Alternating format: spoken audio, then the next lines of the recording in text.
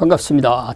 이 시간에는 상속공제 중에서 동거주택 상속공제 적용 방법에 대해서 살펴보도록 하겠습니다.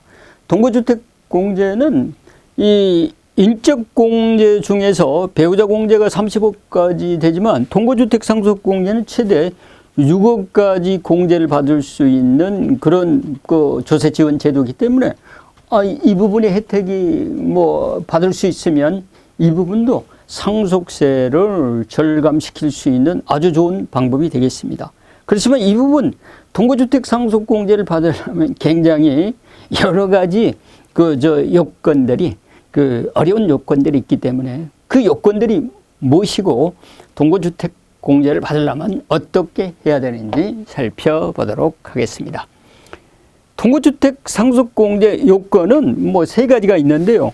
일단 10년 이상 피상속인과 직계 비속이, 그러니까 직계 비속만 되지 배우자가 동거주택 상속공제를 받을 수 있는 건 아닙니다. 그래서 피상속인과 직계 비속인 상속인이 10년 이상 계속 하나의 주택에서 동거를 해야 되고요. 동거기간이. 그렇지만 미성년자 기간인 경우에는 미성년자가 어떻게 피상속인을 동거 봉양할 수가 있겠습니까? 그래서 미성년자 기간은 방금 말씀드린 동거 봉양 차원에서 제외를 하고요. 그 다음에 10년 이상 계속 1세대 1주택이어야 되는 거예요. 여기서 말하는 1세대 1주택은 소득세법 1세대 2주택 비과세 그거하고 약간 달라요. 상증법에서 말하는 1세대 1주택입니다. 그 다음에 상속 개시일 현재 무주택자이거나 피상속인과 공동으로 1세대 1주택을 보유한 자로서 동거한 상속인이 상속받은 주택. 그러니까 여기서 직계 비속만 된다고 말씀을 드렸죠. 그러니까 10년 동안 1주택에서 동거 요건, 10년 동안 동거 요건과 1세대 1주택 요건과 무주택 상속인이라든가 피상속인이 공동으로 1세대 1주택을 보유한 자로서 동거한 상속인이 상속받은 주택. 이 세 가지 요건을 채워야 되는데 이 세 가지 요건 채우기 쉽지 않죠. 왜 그러냐면 10년 동안 이렇게 해야 되거든요. 그래서 10년 동안 동거 요건이라든가 이런 것들 주택이 그러면 10년 동안 하나만 있어야 되냐? 그런 건 아니죠. 그 다음에 이제 1주택, 1세대 1주택 예외가 있는데 이 부분은 한 채만 가지고 10년 동안 있어야 되는 건 아니고요. 이 예외주택이 있어도 가능하다는 거예요. 예외주택. 예외주택이 있어가지고 2주택 이상이 되더라도 가능하다. 그렇기 때문에 소득세법상 1세대 1주택하고 다른 거예요. 뭐냐고 그러면 일시적 2주택. 그러니까 피상속인이 한 주택을 가지고 있다가 다른 주택을 하나를 사서 그 짝으로 이사를 가기 위해서 신주택을 사고 종전주택을 2년 이내에 처분하고 신주택으로 거주 이전을 했을 때 이때 가능한 거예요. 그 다음에 세 가지가 결혼을 해서 하거나 동거봉양 합가로 이렇게 세 가지 요건이 비슷한 요건이 있는데 상속인이 혼인을 해서 상속인의 배우자가 주택을 하나가 있을 수가 있잖아요. 그 다음에 피상속인이 혼인해서 피상속인의 배우자가 주택을 하나 가지고 있을 수가 있잖아요. 그 다음에 60세 이상 직계 존속을 동거 봉양 목적으로 합가해서 이 합가로 해서 들어오는 자녀들이 집을 한 채 가지고 있을 수도 있잖아요. 이렇게 세 가지 사례인 경우에는 반드시 결혼일이나 합가 일로부터 5년 이내에 피상속인의 집을 처분하는 게 아니라 피상속인의 배우자나 상속인의 배우자나 동거봉양 합가했던 자녀의 주택을 5년 이내에 반드시 처분을 했을 때 이건 1세대 1주택 예외 규정을 봐주는 거고요. 피상속인이 문화재로 등록된 주택을 소유하거나 인용주택, 귀농주택 그리고 피상속인과 상속인이 지분 상속주택, 그러니까 소수 지분 상속받은 주택을 소유한 경우에는 예외로 두는 거예요. 여기서 소수 지분이라고 하면 상속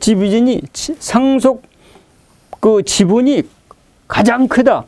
그러면 소수 지분 상속 주택으로 안 보는 거예요. 그런 주택을 가지고 있으면 동거주택 상속 공제가 안 되고, 그다음에 지분이 다 똑같다. 그럼 그 주택에 거주한 자의 주택으로 보고요. 그다음에 거주도 안 하고 지분도 똑같다. 그럼 채연장자 주택으로 본다. 그러니까 이런 주택이 있다 그러면 이런 주택과 피상속인이 가지고 있는 주택을 합쳐서 2개 이상 된다. 그러더라도 동거주택 상속공제는 된다. 이렇게 보시면 되고요. 그럼 공제 금액은 뭐냐? 공제 금액은 그 상속주택가액에서 담보된 채무를 빼야 순주택가액이 나오잖아요. 그 순주택가액과 6억 중 적은 금액을 공제를 해주는 거예요. 그러면 주택을 공제해 준다고 그랬는데 그럼 부수토지는 어떻게 되느냐? 궁금하실 수 있잖아요. 부수토지. 어느 정도 부수토지까지 공제가 되냐? 부수토지는 도시지역인 경우에는 수도권 내 주거 상업지역, 공업지역 이건 300호요. 건물 정착 면적이 300까지 부수토지가 해당되는 거고요. 그 다음에 기타 지역은 500까지 해당되는 것이고, 그 다음에 도시지역이 아닌 그 외 지역은 주택 정착 면적의 10배까지 부수토지가 해당이 된다. 이렇게 보시면 되고요. 그 다음에 이제 구체적인 그러면 동거주택 상속공제 적용 방법에 대해서 살펴보도록 하겠습니다. 구체적인 동거주택 공제 방법은요. 동거기간이 중요한데, 동거기간을 그러면 일시적으로 동거를 했다가 동거를 안 하다가 동거를 하다가 그러면 통산이 되냐 안 되냐?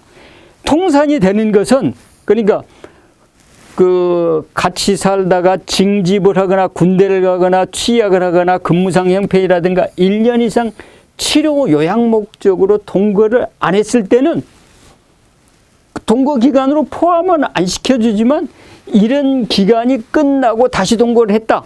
그랬을 때는 통산을 하는 거예요. 그렇지만 임의로 별거를 했다. 이럴 때는 종전에 5년 이상 살다가 임의 별거를 2년 하다가 또 와가지고 7년 살았다. 그럼 임의 별거가 2년 있기 때문에 이건 통산을 안 하는 거예요. 그래서 7년 미만 동거했다. 그럼 동거주택 상속공제 받을 수 없는 거고요. 그럼 동거기간을 어떻게 판정을 하느냐? 동거기간 판정은 주민등록상 여부와 관계없이 한 집에 실제로 살았냐 안 살았냐 그걸 가지고 판단하는 거예요. 그리고 1세대 1주택을 적용할 때 그럼 자기가 집을 한 채 가지고 있고 그 집에서 안 살고 그 집은 다른 사람에게 전세를 주고 자기는 다른 데 가서 전세를 얻어서 살았다. 그래도 동거주택 상속공제가 되는 거고요. 그리고 주택을 한 채를 가지고 있다가 처분을 하고 무주택자로 있다가 일시적으로 또 집을 한 채를 사서 상속 개시일까지 집을 가지고 있다. 그래도 그 상속 개시 시점에 가지고 있는 집은 동거주택 상속공제가 되는 거고요. 그 다음에 그럼 적용 대상 주택의 범위가 어디까지냐? 이것은 주거용 오피스텔을 주거용으로 사고 한 채를 이렇게 살고 있다. 이것도 동거주택 상속공제가 되는 거고요. 재개발 입주권까지는 주택으로 보는데 이미 재건축 입주권은 동거주택 상속공제에 해당이 안 된다. 이렇게 보시면 되고요. 그 다음에 이제 특수한 사례로 심판 사례를 잠깐 말씀을 드리면 아버지가 15년 10월 달에 사망을 했고 그 주택을 배우자가 이렇게 상속을 받아가지고 17년 4월 2일 날 사망을 했다. 근데 그 자녀가 아버지부터 소급해가지고 계속 동거주택 상속자로서 동거를 했다. 이랬을 때 그 자녀가 그 주택을 이렇게 상속을 받았을 때 동거주택 상속공제가 되냐 안 되냐. 그런 것을 과세당국에서는 10년 미만 보유했기 때문에 안 된다. 이렇게 봤는데 그 심판 사례에서는 이것도 동거주택 상속공제가 된다. 여기서 말하는 그 동거주택은 꼭 그 주택을 10년 이상 보유 개념이 아니고 1세대 1주택을 지속적으로 유지하는 개념이고, 무주택 기간이라든가 전세로 이렇게 다른 집에 가서 전세로 사는 것도 다 해당되는 포괄적인 개념이기 때문에 이것도 동거주택 상속공제가 되는 걸로 심판 사례가 나온 적이 있습니다. 그래서 동거주택 공제는 10년 동안 그 예외주택을 안 가지고 있어야 되고 10년 동안 계속 살아야 되기 때문에 그 피상속인과 상속인의 그 주민등록 초본을 이렇게 띄어서 대사를 해보면서 그 기간 안에 10년 기간 안에 좌우지간 다른 예외주택 말고 다른 주택이 있었는지 없었는지 그걸 같이 살펴봐야지, 이건 쉽게 판정할 부분이 아니고 뭐 상속인들과 잘 상의해서 그 주민등록 초본도 보고 또 실제로 거주를 했는지 그 여부도 살펴보면서 판정을 해서 동거주택 상속공제를 받는데 도움이 됐으면 좋겠습니다. 지금까지 긴 시간 강의를 들어주셔서 고맙습니다. 감사합니다.